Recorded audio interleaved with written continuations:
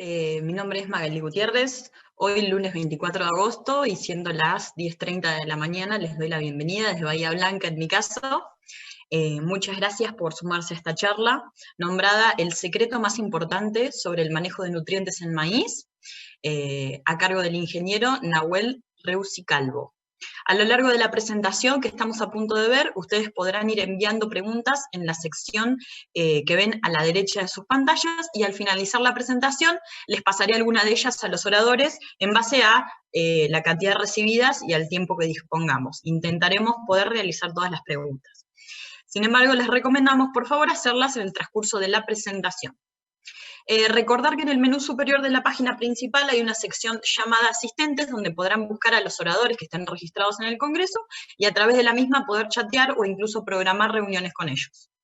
No olviden pasar por el espacio Presid dentro del hall comercial, donde encontrarán entrevistas en vivo con especialistas, información de los programas de la institución y contenido exclusivo para los asistentes. Y para seguir todo lo que sucede en las redes, no olviden utilizar el hashtag Congreso Presid y así no perderse nada. A continuación, bueno, voy a presentar brevemente a Nahuel Reusi Calvo para dar inicio a la presentación. Nahuel es ingeniero agrónomo, egresado de la Facultad Nacional de Mar del Plata, doctor en Ciencias Agrarias, Fertilidad de Suelos y Nutrición Vegetal, coordinador técnico del Laboratorio de Suelos Fertilab, profesor libre de la Facultad de Ciencias Agrarias de la Universidad de Mar del Plata y consultor en nutrición de cultivo. Ahora sí, los dejo con la presentación de Nahuel. Sin embargo, antes le dará una breve introducción la ingeniera agrónoma Mirta Toribio, coordinadora de investigación y desarrollo de la empresa Profertil. ¿Sí? Los dejo con ellos. Bueno, buenos días. Como bien decía Magalí, mi nombre es Mirta Toribio, coordinadora de investigación y desarrollo de Profertil, y hoy estamos con este taller, El secreto más importante sobre el manejo de nutrientes en maíz. Profertil, desde hace ya varios años, está difundiendo lo que son las mejores prácticas de manejo para la nutrición, que son las 4R o 4 requisitos, que son la dosis correcta, momento, forma y fuente correcta. Nosotros difundimos todas estas mejores prácticas de manejo a través de eventos que hemos realizado con productores, con asesores, con nuestros distribuidores. Uno de ellos es ProSuelo, en donde difundimos todo lo que es análisis de suelo, estas herramientas de diagnóstico tan importante. En ellos difundimos el buen muestreo, la buena interpretación de análisis de suelo. También difundimos herramientas de diagnóstico como Triguero y Maicero, basadas en modelos de simulación. También el uso del SPAD, el uso del NDVI a través de mapeo satelital. Todas estas herramientas de diagnósticos nos ayudan a la difusión y a la interpretación para determinar la dosis correcta de aplicación.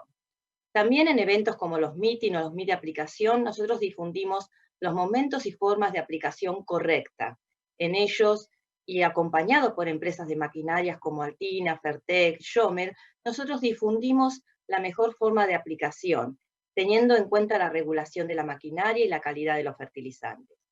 Y por último, en todos nuestros eventos, nosotros difundimos nuestras fuentes que mejoran la eficiencia de uso del nutriente y cuidan el medio ambiente, como es el N-Total Plus.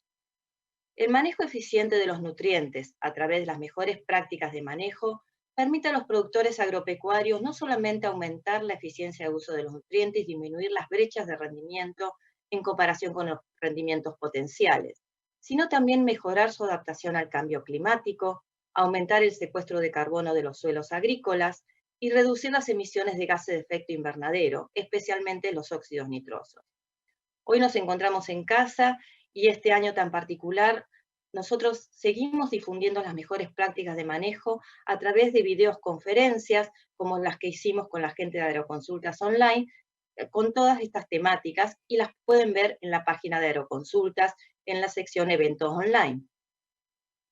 Hoy nos encontramos ante este taller que se llama El secreto más importante sobre el manejo de nutrientes en maíz, junto al doctor Nahuel Reusi Calvo, como bien ya comentó Magalí. Los objetivos de este taller es presentar y discutir las principales herramientas de diagnóstico y los avances en la interpretación de los análisis de suelos para los principales nutrientes que limitan la producción de maíz en la región pampeana, y repasar aspectos relacionados a las fuentes y momentos de aplicación de nutrientes para una mayor eficiencia de uso del nitrógeno, mayor rendimiento y cuidado del medio ambiente. No quería dejar de comunicarles también que a través de las redes estamos difundiendo tutoriales para que conozcan un poquito más lo que es la herramienta Maicero. Son 3 tutoriales que hemos realizado con el equipo técnico de Profértil, en el cual el primero se llama Conoce Maicero, el segundo Conociendo el suelo y el tercero Humedad a la siembra. Los invito a ver también los tutoriales y a través de las redes les puede llegar, o si no, también en el canal de YouTube de Profértil. Y también los invito a bajar esta herramienta de diagnóstico. Bueno, sin más, los dejo con Nahuel. Muchísimas gracias por su atención. Bien, bueno, muchas gracias Magalí por la presentación y Mirta por la introducción al taller. Para mí es un placer poder participar en este tipo de reuniones y compartir con ustedes algunos aspectos relacionados a tecnologías de proceso que tienen que ver con el manejo de nutrientes, en este caso en maíz. Ya para empezar, lo que jamás debemos olvidar es que tenemos que hacer agricultura con base en evidencias. ¿Qué implica hacer agricultura con base en evidencias? Esto implica evaluar cada una de las situaciones en particular, o sea, medir, interpretar. Implica tomar la decisión con base en la ciencia, o sea, con base en evidencias científicas. Y por último, considerar que no hay una receta única, sino que cada situación es específica y tener en cuenta para el manejo de nutrientes y para la agricultura con base en evidencias, los valores y preferencias de los interesados. Para lo cual, para poder evaluar, para poder usar evidencias, para poder no usar una única receta, es necesario contar con la ayuda de profesionales competentes. Entonces, dentro de este marco que quería dejarles, cuando hablamos de nutrición para una agricultura en base a evidencias, lo primero que debemos pensar es si vamos a trabajar con nutrientes o vamos a evaluar nutrientes móviles o de baja movilidad. Estamos convencidos, y estoy convencido, que uno debe entender los procesos para manejar nutrientes, y en esa línea va a ir la presentación. Entonces, lo primero que nos tenemos que pensar es si vamos a trabajar con nutrientes móviles o no móviles, para luego sí definir e interpretar la oferta y demanda. En algunos casos vamos a ver qué es más importante, interpretar la oferta; para otro caso vamos a ver qué es más importante, mirar la demanda. Luego vamos a ver cómo monitorear esa oferta y demanda durante el ciclo de cultivo, en qué caso contamos con herramientas que podemos utilizar. Y vamos a hacer alguna mención a lo que hace respecto a la selección de el momento, la fuente y la forma correcta de aplicación de los nutrientes.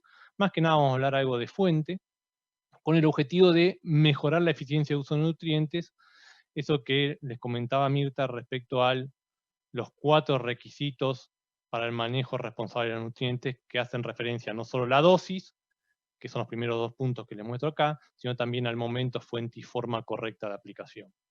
Entonces, vamos a empezar la presentación diferenciando lo que es móvil y no móvil.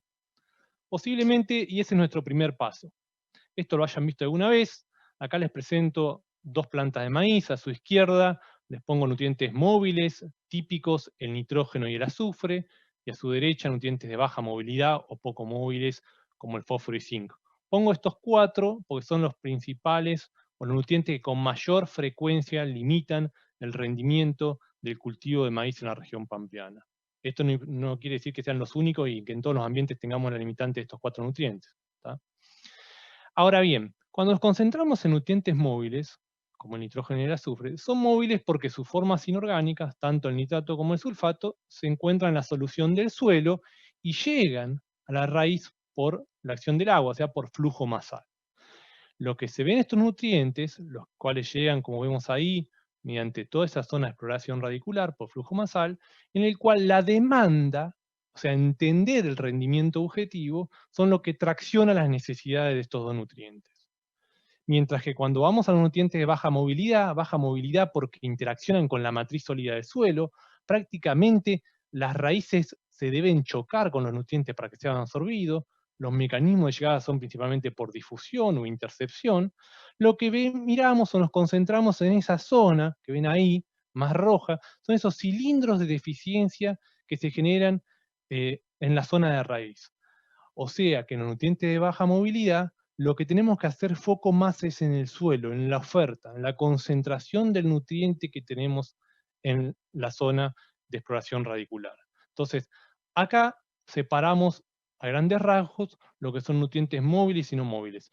Pero vamos a hacer algunas comparaciones de algunos aspectos que me parece, algunas preguntas que nos hicimos junto a Fernando García hace un tiempo de cómo esto comparar móvil contra no móvil. Y lo primero lo primero que nos preguntamos es, bueno, ¿qué tenemos que mirar? ¿Cuál es la sección de control para los nutrientes móviles?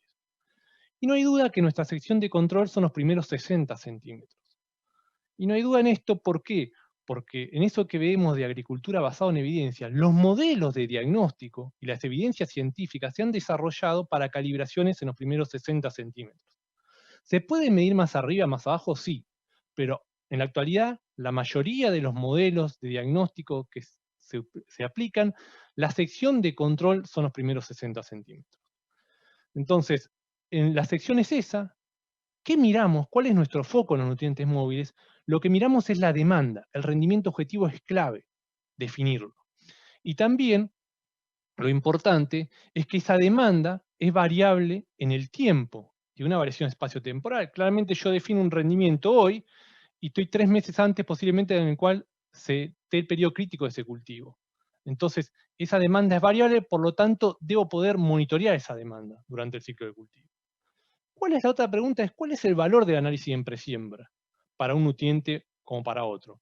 Para los móviles lo que sabemos es que una foto, ni más ni menos, ¿no? Dice, hoy tenemos una disponibilidad actual de nitrógeno como nitrato, de azufre como sulfato, de tantos kilos. Si previo al tomar esa foto hubo algunas condiciones, por ejemplo excesos hídricos, o alguna condición particular del barbecho, esa foto va a cambiar. Es una foto, ni más ni menos. Ahora, la otra pregunta que nos podemos hacer es si los niveles críticos o las necesidades para un determinado rendimiento objetivo, para cubrir una determinada demanda, cambia en función de mi rendimiento. Eso no hay mucha duda. Me imagino ustedes dirán, si yo quiero producir un maíz de 6 toneladas o de 10 toneladas, rápidamente piensan que las necesidades de nitrógeno son distintas. Bueno, eso me está diciendo que la demanda tracciona los niveles críticos para nutrientes móviles. Entonces, sí hay un efecto.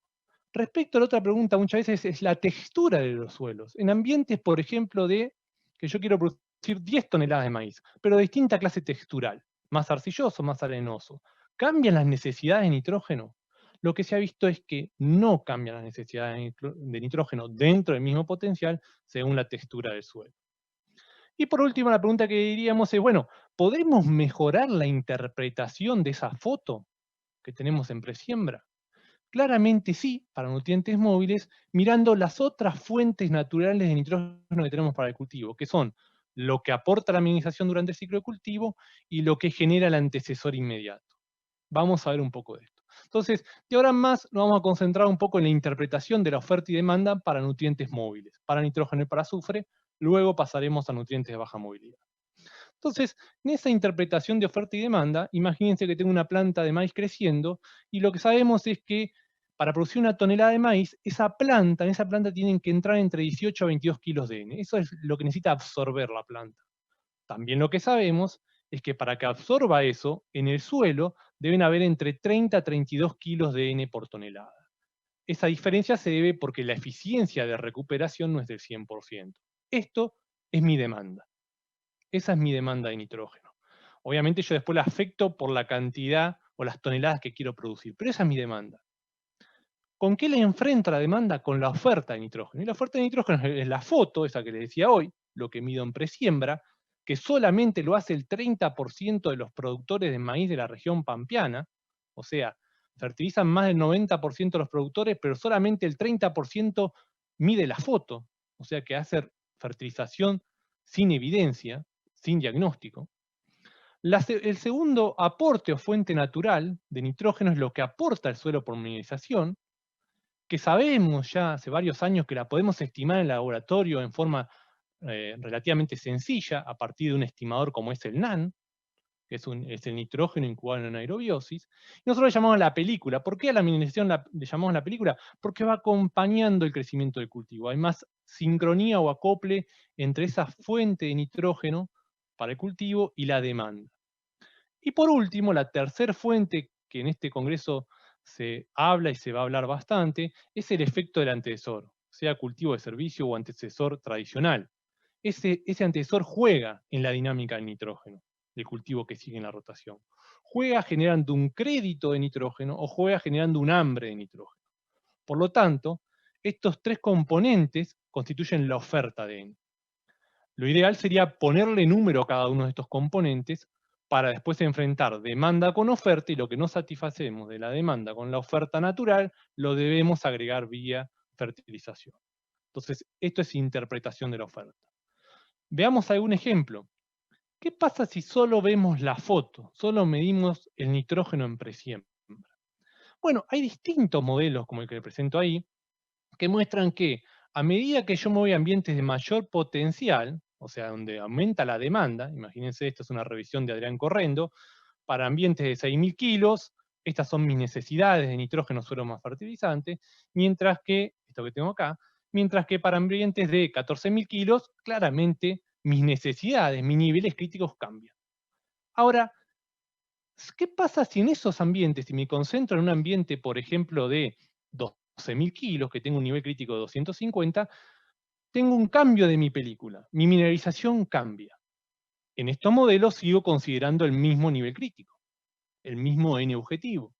Y lo que se ha visto es que, por ejemplo, si medimos NaN en un ambiente en el cual da 40 ppm, la mineralización equivalente va a generar un modelo que coincide, para estos 12.000 kilos, la recta roja son los 12.000 kilos, coincide con el modelo de arriba. Ahora, si mi ambiente tiene una mayor mineralización, mi nivel crítico disminuye. Independientemente, fíjense que el comportamiento es igual para un maíz de 12 que para un maíz de 8 toneladas. Esto lo que estoy mostrándole es que si mejoramos la interpretación de la oferta, podemos mejorar la estimación de los niveles críticos para el cultivo, por lo tanto las necesidades de nitrógeno, en este caso, para los cultivos. Y a esto nos falta el tercer componente, que era el cultivo antecesor. Y lo que se ha visto, solamente a modo de resumen, que por ejemplo, si ponemos una leguminosa previo a ese maíz tardío, esa leguminosa como una vicia puede generar hasta un aporte de nitrógeno equivalente a 3 toneladas. O sea, hay que mirar el efecto antecesor. Si ves de una vicia y de una avena, puede generar una inmovilización equivalente a 2 o 3 toneladas también de maíz. Entonces, lo importante es que cuando uno hace diagnóstico de nitrógeno, nutrientes móviles, la interpretación no es solo ver la foto. Hay que ver, hay que conocer los de otros mecanismos de aporte de nitrógeno y considerar los modelos de diagnóstico.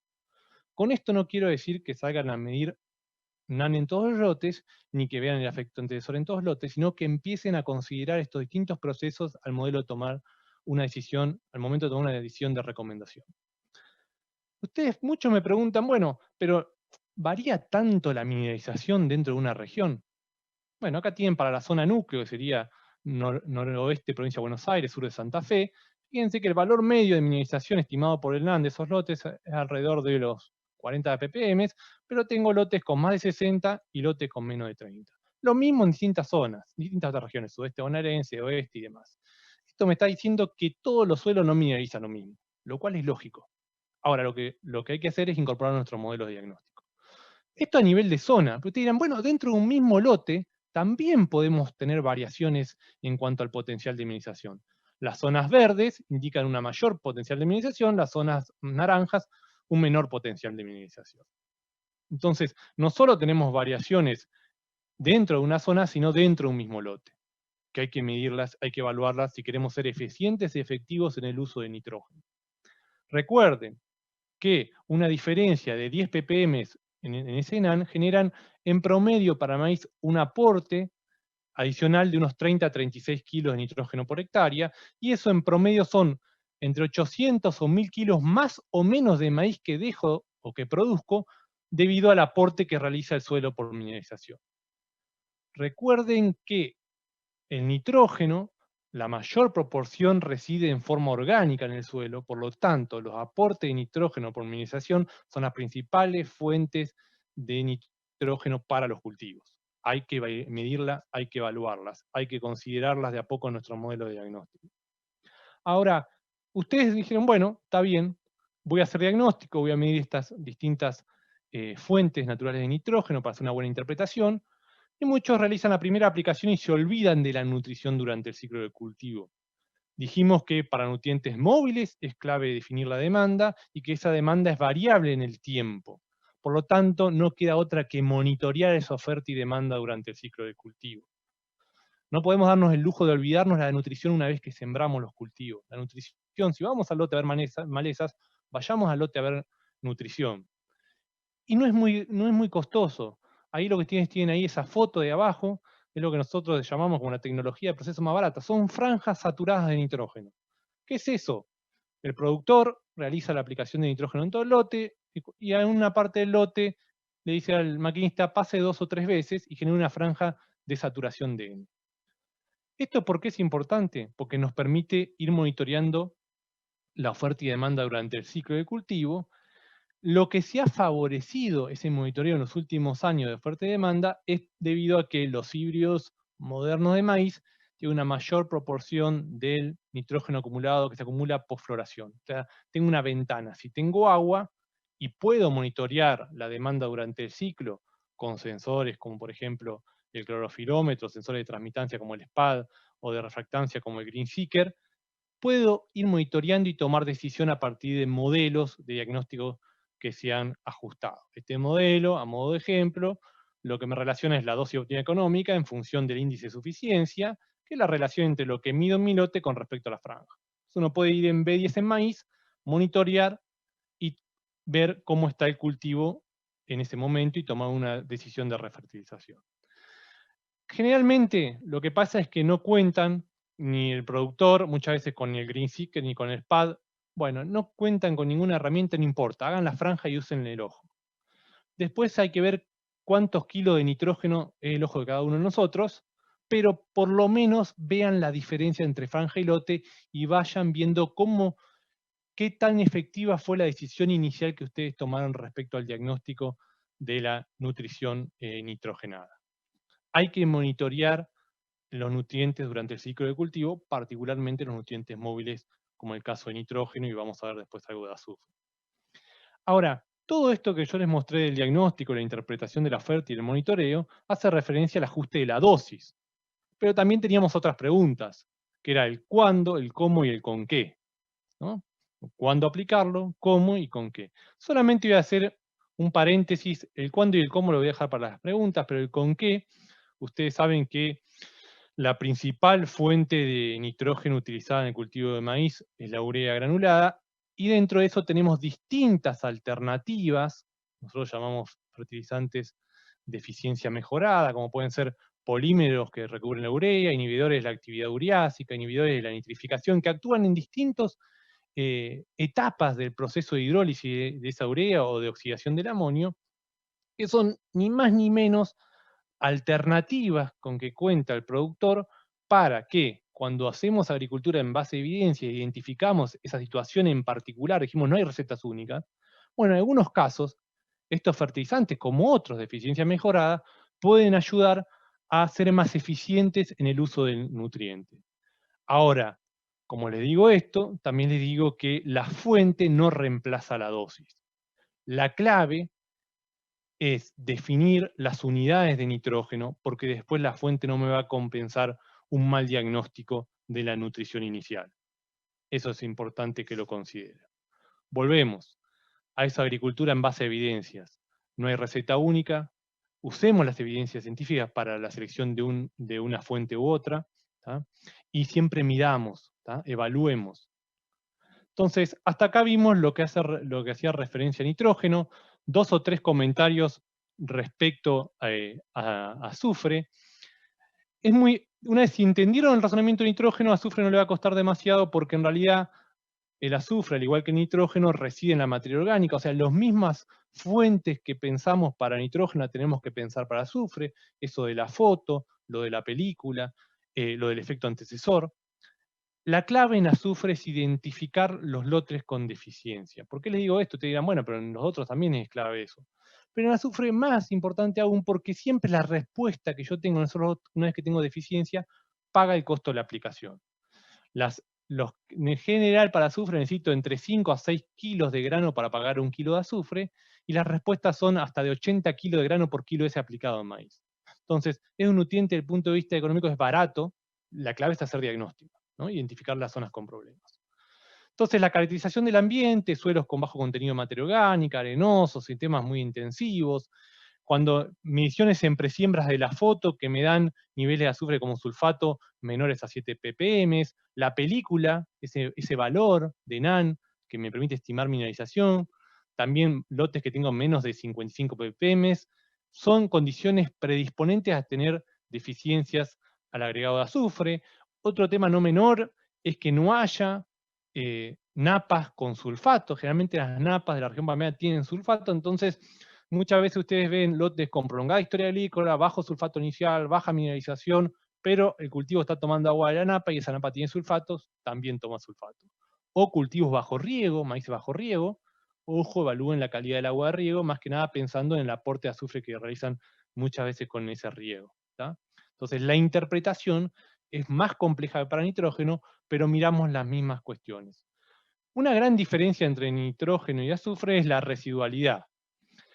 El nitrógeno, ustedes saben que no es un nutriente residual. El azufre, si uno ve la movilidad en el suelo, es un poco menos móvil que el nitrógeno, pero también es móvil, tengo los mismos mecanismos de pérdida, pero a diferencia del nitrógeno, lo que tiene el azufre es que hay una menor partición a grano. O sea, ¿esto qué quiere decir? La planta toma 5 o 6 kilos de azufre y lo que se va en el grano es el 40% más o menos. O sea, hay una gran proporción del azufre que absorbió la planta que queda en el residuo, y eso explica la residualidad de ese nutriente en la rotación. Entonces, una vez que yo identifico los sitios con problemas de azufre, lo que puedo hacer es trabajar en función de la extracción, o sea, trabajar a partir de balances de nitrógeno, de azufre en el sistema.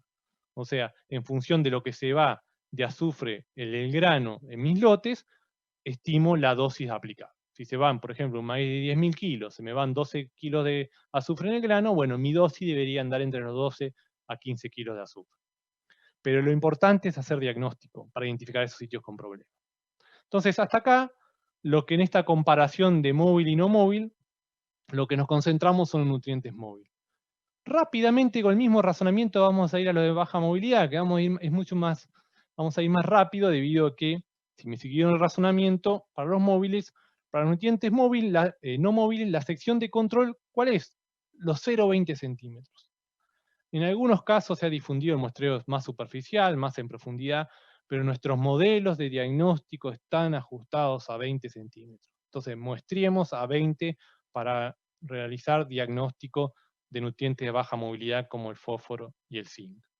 El foco, el qué mirar. Bueno, como les mencioné hoy, lo que hay que mirar es la concentración del nutriente en el suelo, o sea, mirar la oferta. No es tan importante la demanda, como en el caso de nutrientes móviles. ¿Cuál es el valor del análisis en presiembra? El otro dijimos que era una foto, ese nitrato o ese sulfato. Para nutrientes de baja movilidad es clave, es un índice. Me dice dónde estoy parado y cuál es la probabilidad de respuesta asociada a ese valor. Es mucho más importante el valor del análisis en presiembra. La pregunta es, bueno, yo quiero producir 6 o 10 toneladas de maíz. ¿Mis niveles críticos cambian? No, no cambian. Tan contundente como el que sí cambian para nutrientes móviles, no cambian para nutrientes de baja movilidad. Ahora, ¿las texturas cambian esos niveles críticos? Sí, a diferencia de los móviles, para nutrientes baja movilidad, la textura del suelo va a hacer cambiar los niveles críticos, y eso vamos a ver algunas cuestiones. Ahora, ¿podemos mejorar igual la interpretación de ese análisis inicial? Sí, con la mineralogía, viendo zonas compactadas, todo lo que afecte la exploración radicular va a afectar la captación de los nutrientes de baja movilidad, y por lo tanto conocer esos factores, conocer también integrar no solo química, sino la física del suelo, va a ayudar a entender el comportamiento de algunos cultivos en algunos ambientes en particular. Entonces, veamos la interpretación de la oferta para nutrientes de baja movilidad y principalmente para el caso de fósforo. Esto ustedes lo habrán visto varias veces, es la relación entre el rendimiento relativo y el índice de Bray, o sea, ese que me dice el nivel de fósforo que tengo en el suelo. Y lo que muestra acá es distintos rangos y niveles críticos según la textura de los suelos. Fíjense que cuando me voy a texturas más gruesas, el nivel crítico pasa de 9 en texturas finas a 12 ppm en texturas gruesas. Esto se debe porque los suelos de textura fina tienen una mayor capacidad buffer o de mantener el equilibrio de fósforo en la solución del suelo. Entonces los niveles críticos son más bajos. En definitiva, podemos decir que los rangos van para maíz desde 7 a 14 ppm. ¿Y esto qué me dice? Lo que me dice estos rangos es que si, por ejemplo, en un suelo de textura fina tengo menos de 7 ppm cuando voy y muestreo en los primeros 20 centímetros, tengo una alta probabilidad de respuesta al agregado de fósforo. Mientras si tengo más de 12 ppm, tengo una baja probabilidad de respuesta al agregado de fósforo. Ni más ni menos. Me asocia el valor del índice con una probabilidad de respuesta. Ahora te dirán, bueno, pero con eso, ¿qué hago? ¿Cómo defino dosis? Y hay distintas filosofías, y nosotros generalmente ponemos con Fernando, ¿qué mirar? Si miramos más el cultivo o miramos más el cultivo y el suelo, ¿en qué ponemos el foco? En general, cuando uno mira el cultivo, o el foco en el cultivo, es lo que se denomina la filosofía de suficiencia. ¿Qué eso qué implica? Maximizar el retorno por peso invertido. O sea, aplicar 2 kilos y que el retorno que me devuelva sea rentable. Eso es lo que generalmente ese criterio, esa filosofía, lo que ha traído aparejado son los balances negativos que vemos de fósforo a nivel de la región pampeana y que se ve reflejado ni más ni menos en la disminución en los niveles de fósforo Bray en la mayoría de los suelos de la región pampeana. Porque ese criterio de suficiencia, en general, las dosis están por debajo de la extracción. Entonces, por un lado tenemos ese criterio. Por otro lado tenemos el mirar más el suelo, y eso que implica no solo nutrir el cultivo, sino tender de ir mejorando los niveles de fósforo cuando estoy en categorías muy bajas de fósforo. O sea, cuando el suelo está muy acá abajo, tengo niveles menos de 10, ir mejorándolo. ¿Por qué? Porque hay evidencias de que en general los suelos con mayores niveles de fósforo, sobre todo alrededor de los 18, 20, 22 partes por millón, tienen un mejor comportamiento de los cultivos que en suelos pobres de fósforo, por más que yo lo fertilice con 500 kilos de un producto. Entonces, por la distribución de ese fósforo, por más raíces, por cómo está ese fósforo en el perfil, generalmente tiene un mejor comportamiento. Entonces, uno tiene esos dos caminos, por decir de alguna forma. Digamos, la suficiencia o la reconstrucción y mantenimiento, que es mirar más el suelo. Obviamente hay grises en el medio. Pero lo que tratamos de hacer, y lo que les trato de mostrar acá, en este año, es hacer alguna tablita, resumen, de recomendaciones sugeridas para fósforo en función del criterio de suficiencia. O sea, aquel que solo no mira el cultivo. Y eso lo que muestra es que a medida que aumenta la disponibilidad de fósforo, el nivel de fósforo Bray, mejor dicho, en el suelo, la dosis de P elemento va disminuyendo. Fíjense que acá no puse en ningún lado rendimiento, no pusimos demanda. Acá solamente el foco es en la oferta, el foco es el nivel de fósforo que tiene el suelo. Este es el criterio de suficiencia. Ahora, si vamos a ese criterio que decimos, no, yo quiero mejorar un poco mi condición, aparece eso que se denomina reconstrucción y mantenimiento. Fíjense, un poquito más complejo pareciera la interpretación. Y acá que les muestra la dosis de P en función del nivel de fósforo Bray del suelo. Si nos concentramos, por ejemplo, en la línea verde, que son 10 toneladas de maíz, lo que tenemos son dos zonas, una zona de reconstrucción y mantener y una zona de mantener. ¿Esto qué me está diciendo? Si yo tengo más de 20 ppm de fósforo Bray en mi suelo, mi criterio hasta 30 es mantener, solo aplicar lo que se va en el grano, que es lo que tengo en esta ecuación en el renglón de abajo. Rendimiento por la extracción por tonelada. Ahora, si tengo menos de 20, ¿y por qué ponemos 20 como un nivel objetivo de fósforo en mi rotación? Es porque nos parece que en general en esos niveles están por encima de la mayoría de los niveles críticos de los cultivos que intervienen en una rotación. Ustedes saben que en general las gramíneas de invierno son los que tienen niveles críticos más altos. Entonces, para definir esa reconstrucción, lo que considero es mi nivel objetivo, y el nivel actual. O sea, imagínense, yo mido 10 hoy en mi lote y quiero llevarlo 20, lo que hago es 20 menos esos 10, lo multiplico por esa diferencia por la cantidad de fósforo que necesito para aumentar un ppm. Eso surge de distintos ensayos que hay a nivel de la región pampeana. Eso es aplicable, ese factor de 3 para aumentar un ppm para suelos generalmente lo que es zona núcleo y apludoles. Puede ser un poco mayor para suelos más arcillosos, un poco menor para suelos más arenosos. Pero la idea es que si yo quiero reconstruir el nivel de fósforo del suelo, debo aplicar más de lo que se llevan mis cultivos. No hay mucha ciencia en esto y es así. Después podemos discutir el fino de la ecuación. ¿Tá? Pero entonces, en la interpretación de nutrientes de baja movilidad, me concentro en mirar el suelo y después definir una filosofía. El otro nutriente de baja movilidad que generalmente limita el rendimiento de maíz, dijimos que era el zinc. Lo mismo, como veíamos para fósforo, un índice, que es el método de Bray. Para zinc tenemos este índice, que es el zinc extraído con DTPA, que es el método que utilizamos generalmente en los laboratorios de la Argentina. Y lo mismo que veíamos para fósforo, en función de ese valor de ese índice, tengo una zona de alta probabilidad de respuesta, cuando tengo menos de 0,9 partes por millón, una zona de probabilidad incierta, entre 0,1 y 1,3 partes por millón de zinc, y lo que me dice este índice es que cuando tengo más de 1,3, la probabilidad de respuesta al agregado de zinc es baja. De vuelta, diagnóstico inicial, la sección los 0,20 centímetros, interpretar la oferta. ¿tá? Es un índice, nutrientes móviles, recuerde, es un índice. Me dice dónde estoy parado y cómo se asocia eso con una probabilidad de respuesta. Todo esto que yo fui construyendo durante el ciclo del cultivo, para nutrientes móviles vimos para nitrógeno que lo podía monitorear con los sensores. Para nutrientes de baja movilidad podría hacer un análisis foliar, pero en realidad con fines de corrección durante el ciclo no me sirve.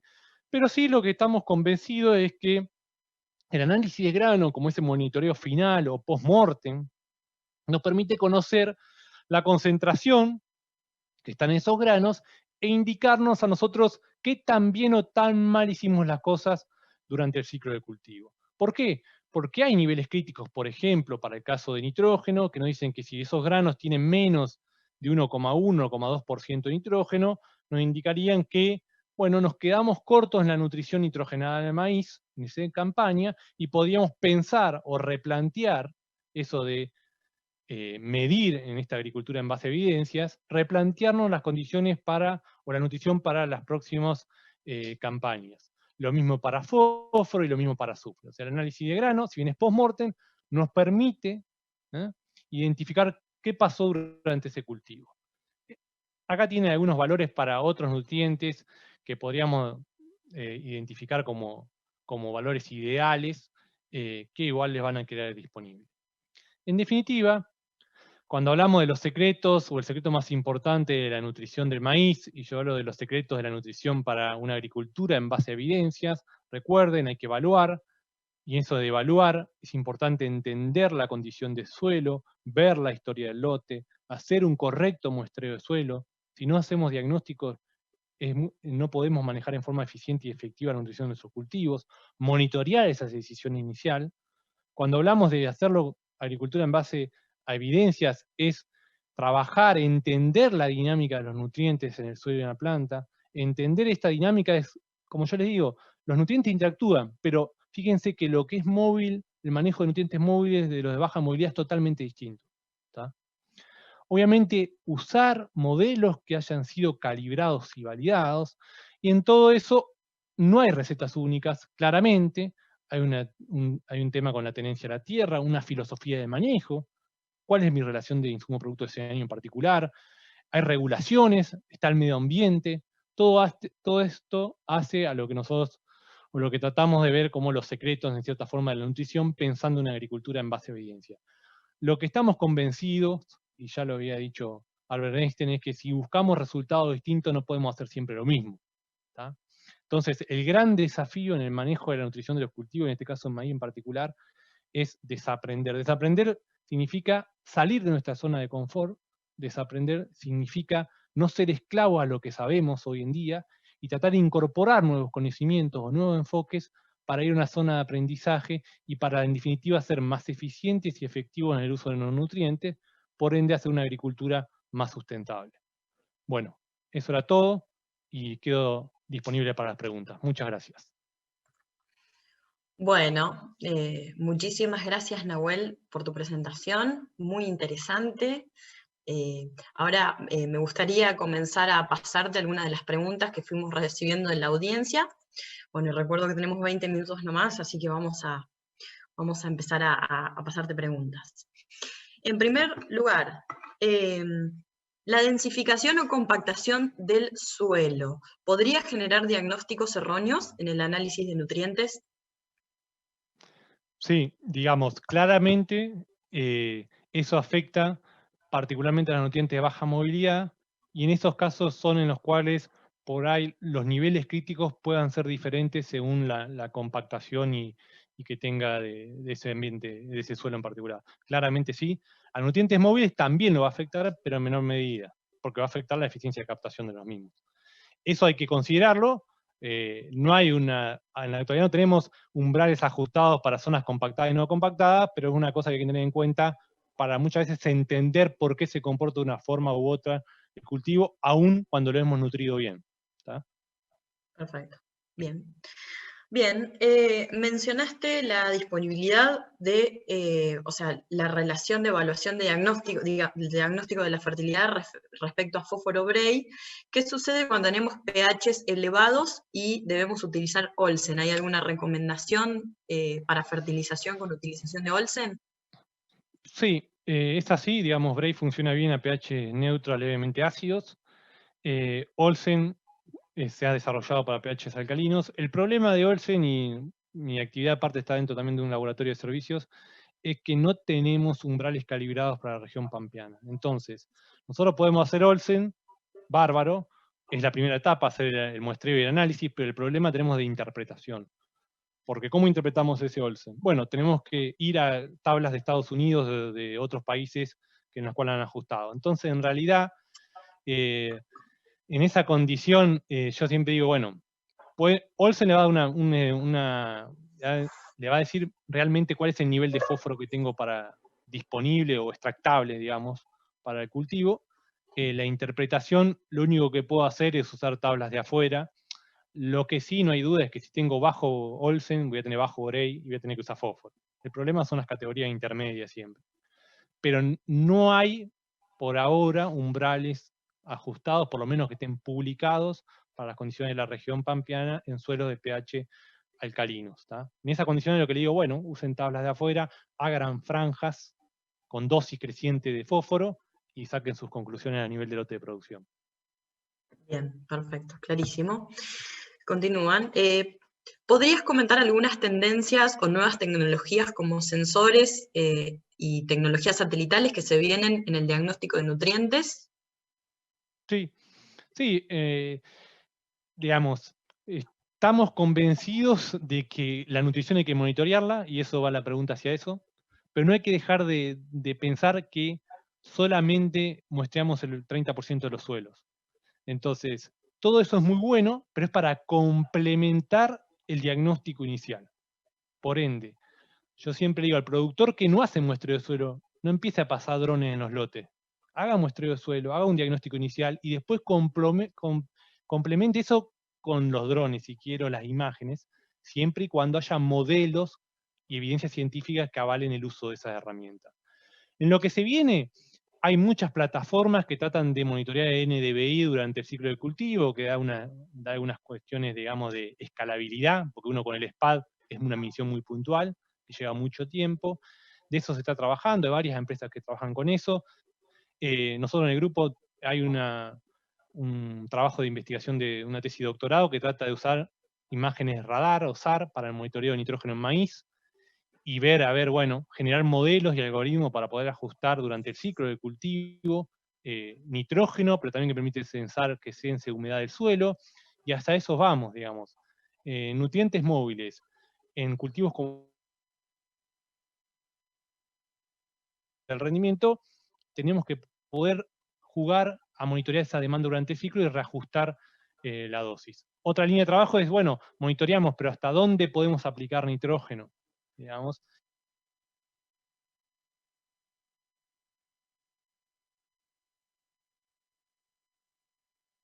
empresas laburando en el tema, lo importante es que los modelos que se utilicen sean modelos que hayan sido correctamente evaluados y validados, porque si no van...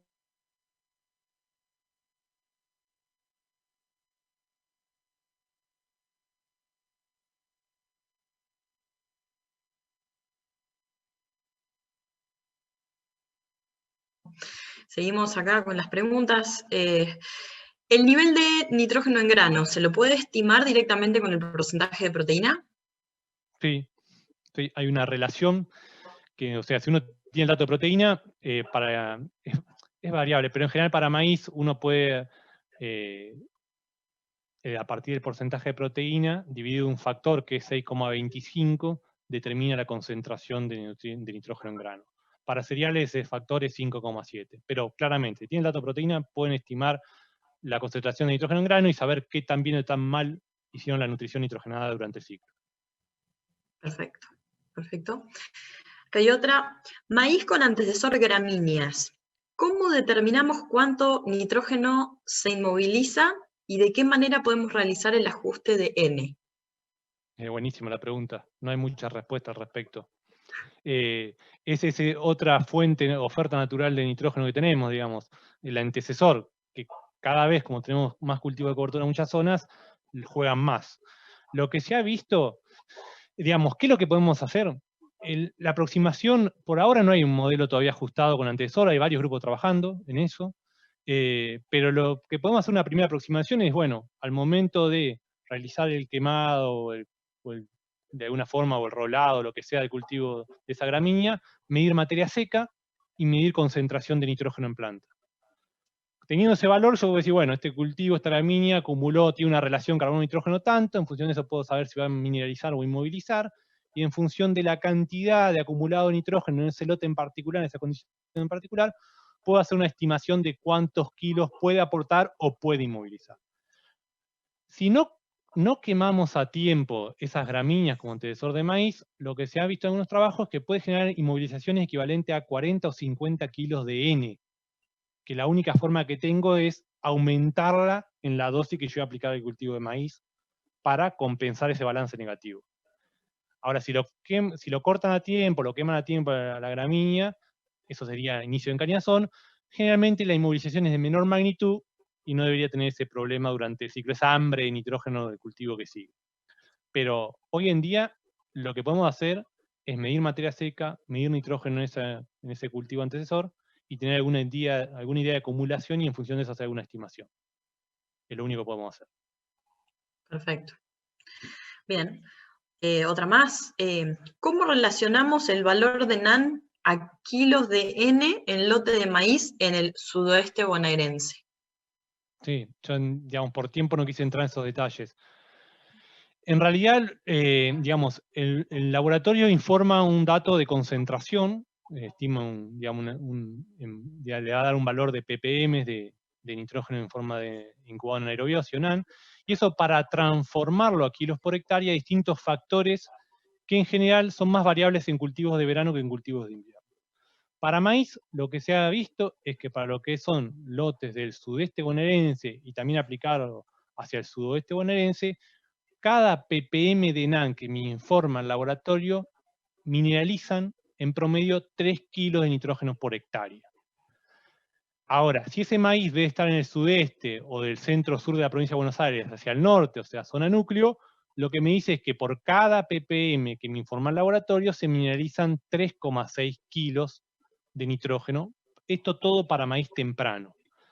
Si voy en una zona, por ejemplo, zona núcleo de vuelta, maíces tardíos, lo que se ha visto es que ese factor cambia. En definitiva, lo que cambia el factor son principalmente la textura de los suelos, la temperatura y la humedad, que son los principales factores que afectan la mineralización de nitrógeno.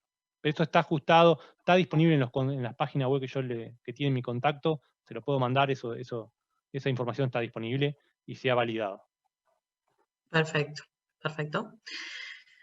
Seguimos. ¿Tenés alguna fuente de zinc probada? ¿Sería todo foliar? Preguntan acá.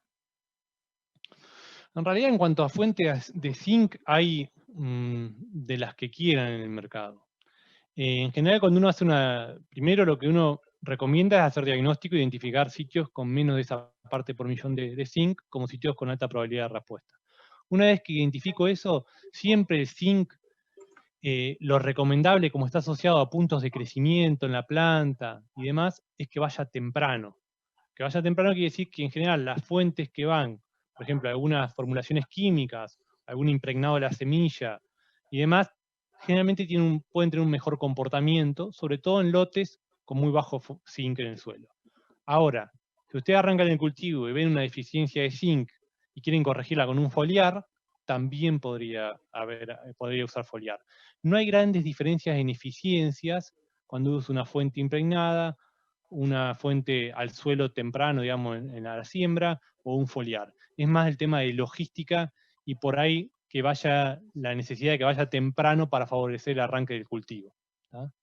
Pero yo le diría que usen la fuente que más les cierra en su logística y en su sistema de producción. No hay una receta única. Buenísimo, clarísimo. Bien, y acá una más. ¿Qué momento considerás adecuado para fertilizar con nitrógeno? ¿Previo a la siembra, en la siembra o en B6? Todas. No hay una receta única. Depende a dónde esté y en el ambiente donde esté. A ver, para no escaparle a la pregunta, si uno pudiera, esto se lo tomo de Fernando García, si uno pudiera darle nitrógeno todos los días a las 8 de la mañana con una cuchara de nitrógeno al maíz sería bárbaro, pero no podemos, no nos da la logística. Entonces en esa hay un compromiso entre la logística y la eficiencia. Siempre que fraccionemos en ambientes que tenemos agua o con riego, vamos a ser más eficientes en el uso del nutriente. Eso no hay duda. Ahora, cuando no tenemos agua durante el ciclo de cultivo, el fraccionamiento no lleva una ventaja en general. Entonces ahí hay distintas estrategias. Hay mucha gente o productores o asesores que siembran la urea, porque bueno, no es porque sea el taller de Proferti, pero siembran urea antes de la siembra del cultivo en la zona, por ejemplo, núcleo o oeste, provincia de Buenos Aires. ¿Está mal?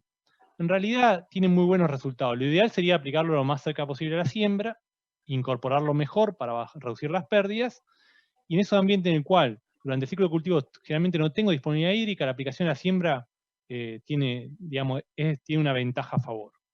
En un ambiente como el sudeste bonaerense, la aplicación a la siembra no tiene mucho sentido porque estoy exponiendo a un mecanismo de pérdida, digamos, porque estoy poniendo nitrógeno cuando el cultivo no lo necesita. Y si yo voy a tener agua, entonces por ahí el fraccionamiento, la aplicación en B6, tiene un mejor comportamiento, ¿tá? En cultivo bajo riego puedo fraccionar nitrógeno, que no voy a tener problema, porque aplico nitrógeno riego y se acaba el problema en cuanto a pérdidas y demás, ¿tá? Entonces, habría que ver dónde está este productor o este asesor para tomar esa decisión. Todas las alternativas son válidas, digamos. Y Nahuel, te consulto específico de la zona en donde yo trabajo bajo riego en Nor Patagonia. ¿Hasta qué momento, como máximo, se podría fraccionar que se observan un impacto positivo en lo que es el rendimiento, ¿no? Hasta floración, o sea, sí. Yo fracciono la dosis, ¿hasta qué momento? Si sí, la pudiese fraccionar todo lo que yo quiera. Perfecto, sí. Nosotros estamos trabajando una línea de eso, digamos, en el grupo, y medio tomando algunas líneas que están haciendo en Estados Unidos al respecto, y lo que vemos es que directamente las aplicaciones hasta R1 hemos tenido respuestas de 1000 kilos al agregado de nitrógeno. El agregado de nitrógeno en ninguna fuente en particular, urea común, boleada en R1. Después está la logística de cómo entramos, la maquinaria y demás. Pero aplicaciones en R1, si tenemos un ambiente con demanda de nitrógeno y considerando que los híbridos modelos tienen una ventana mayor de aplicación, la respuesta está. Después de R1, algunos trabajos que se han hecho en Estados Unidos, 10 días después de R1, ya las respuestas prácticamente no se ven, y en algunos casos tienen algunos efectos negativos, digamos. Pero hasta R1, por lo que nosotros estamos viendo y lo que se ve en otros lugares, uno podría monitorear y reajustar mi decisión inicial, sobre todo si tengo riego, ¿no? Perfecto. Bueno, no tenemos más preguntas hasta acá y ya estamos en el tiempo, así que bueno, le agradezco mucho a Nahuel, a Mirta por acompañarnos hoy y por la disertación, y a la audiencia por acompañarnos. Así que bueno, damos por finalizado el taller, y bueno, muchísimas gracias. Cualquier cosa, recuerden que pueden contactar a los oradores. Muchas gracias. Bueno, muchas gracias, Magali. Muchas gracias. Hasta luego, chao.